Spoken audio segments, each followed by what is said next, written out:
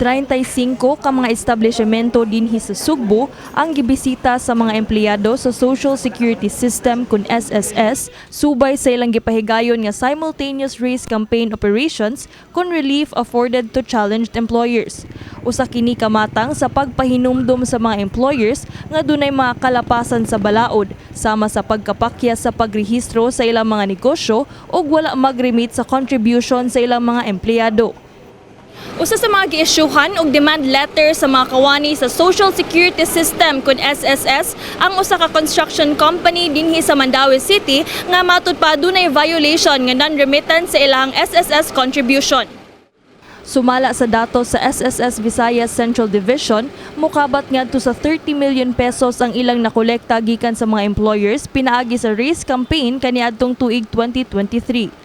Gani karong tuiga, sulod lamang sa mga buwan sa Enero ngadto sa Marso, anaa na sa 10.6 milyones pesos ang kantidad sa contribution nga wala ma-remit sa hapit gatusan ka mga employers sa Sugbo. Usa ka computer sourcing company sa mga LGU ang labing dako nga dunay violation nga mokabat sa sobra usa ka milyon ka pesos. Sila ang suppliers mga LGU, mga government daw ang ilang kadamatan ng computers. So we know for a fact na kung government ganit dugay ang payment, so niingot in town siya na 30 million collectible from LGU Mandaue, Cebu City. So siya ma'am, di siya with us the 8 checks na nakaready dito unta, but wala sila money kabayad kay wala ka-collect. Hatagan lamang og 15 ka adlaw ang maong mga establishmento nga mobayad sa ilang bayronon ug dili gani pasakaan na kini og kaso.